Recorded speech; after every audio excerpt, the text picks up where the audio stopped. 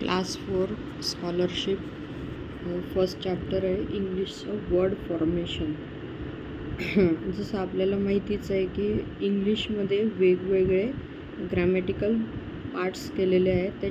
त्याच्यात word formation हा पहिलाच भाग आहे क्लास 4 इंग्लिश मीडियमसाठी, पण सेमीवाल्यांनासुद्धा हा उपयोगाचाच आहे. तर थेअरी काय दिली ते आधी आपण बघूया. The letters added at the end of words to form new words are called suffixes.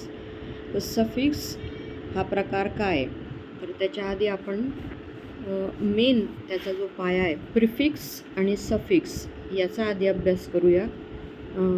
Word formation करताना प्रिफिक्स म्हणजे आधी आपल्याला अन, री, डिस, मिस, नॉन, प्री यासारखे प्रिफिक्स लागून जे नवीन वर्ड्स तयार होतात ते आपल्याला लक्षात घ्यायचे. आणि त्याच्यानंतर सफिक्स म्हणजे नंतर LY आपण आपल्या ॲडवर्ब्सच्या भागात पाहिलं आहे. क्विकली, सेफली, ब्युटिफुली, नंतर नेस, फुल हे लास्टमध्ये नंतर जे लागतात त्याला सफिक्स म्हणतात, आणि आधी जे आपण लावतो वर्डच्या त्याला प्रिफिक्स म्हणतात.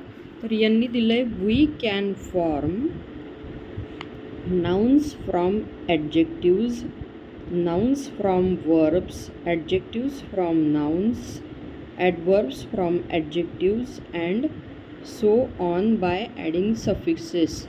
That is, we can interchange the pairs of speech by adding suffixes. This is called word formation.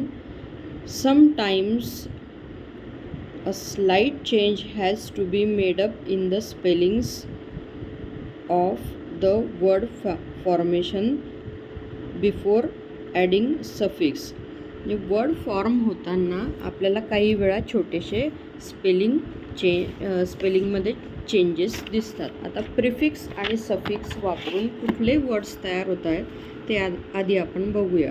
आता प्रिफिक्स, तर आपण आता वर्बपासून ॲडजेक्टिव्ह तयार होतो आहे का काय तयार होतं आहे यात फार खोलात न शिरता आधी प्रिफिक्स आणि सफिक्स हे आपण कसे वापरतो आहे आणि प्रिफिक्स म्हणजे काय, तो कुठे येत आहेत हे आयडेंटिफाय करायला मुलांना आधी शिकायचं आहे. प्रिफिक्स म्हणजे प्री म्हणजे आधी येणारा, आणि सफिक्स म्हणजे नंतर येणारा. जसं आपला बिफोर आफ्टर नंबर मॅथ्समध्ये असतो तसाच प्रिफिक्स म्हटला की तो बिफोर आणि सफिक्स म्हटला म्हणजे तो नंतर, हेच लक्षात ठेवायचं. आता पहिला प्रिफिक्स आहे अन. जर आपण बघितलं तर मेन वर्ड आहे हॅपी, पण मग हॅपीला अन लावला तर नवीन वर्ड तयार होतो आहे. हॅपी म्हणजे आनंदी आणि अनहॅपी म्हणजे आनंदी नसलेला. अनफेअर, फेअर वर्डला अन लागल्यामुळे अनफेअर हा नवीन वर्ड तयार झाला. This is called word formation. Re, main word आहे right, re write. Place, replace. Turn, return. Agree, disagree. appear, disappear. behave, misbehave. sense, nonsense. view, preview. हे कसं आहे प्री प्लस व्यू असं दोन प्रिफिक्स आणि मेन वर्ड तयार होऊन preview हा शब्द तयार झाला. हे आहे word formation. Preheat, impossible. Active, in हे प्रिफिक्स लागल्यामुळे इनॲक्टिव्ह. ओव्हर हीट पाहिजे इथे, आणि ओव्हर ईट, सॉरी हा शब्द आहे ओव्हर ईट म्हणजे जास्तीचे खाणे. नंतर ओव्हर हीट पण असतं, जास्त गरम करणे. ओव्हरलुक, वरचेवर पाहणे. तर इथे सफिक्स आपण आता पाहूया.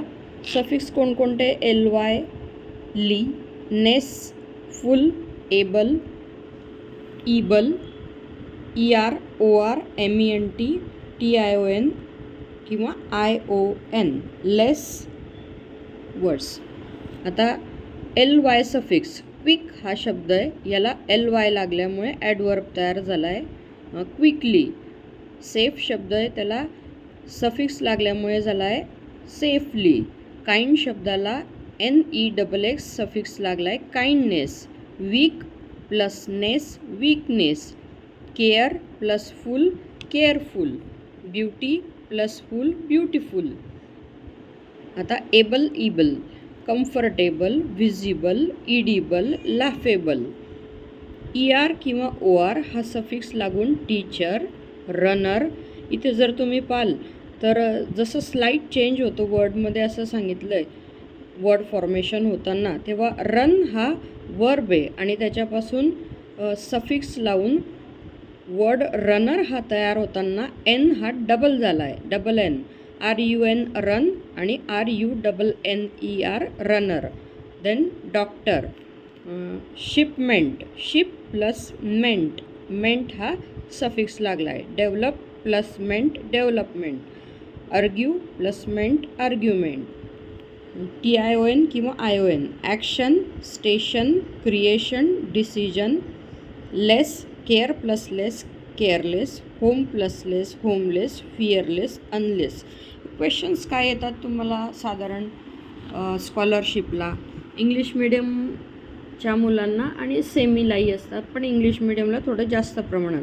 तर अनहॅपीसारखा वर्ड घेतलात तर याच्यातील identify the word which has prefix un, आणि अनहॅपी हा ऑप्शन असेल तर आपल्याला तो करेक्ट आयडेंटिफाय करायचा आहे. सफिक्स न लागलेले वर्ड्स आयडेंटिफाय करा. Identify the words which don't have suffix. मग एक वेगळा वर्ड असेल आणि सफिक्स लागलेले, समजा 4 ऑप्शन्स दिलेले, एक नुसता वर्ब दिला आहे रन आणि बाकीचे क्विकली, काइंडनेस, लाफेबल. मग याच्यातले जर तुम्ही नंतरचे 3 पाहाल तर त्यांना सफिक्स लागलेला आहे, पण पहिला जो शब्द आहे रन हा मेन वर्ब आहे आणि याला कुठलाही प्रिफिक्स लागलेला नाही. तर मग तुम्हाला रन या शब्दाला सर्कल करायचं आहे. हे तुम्ही रीड करा, लर्न करा.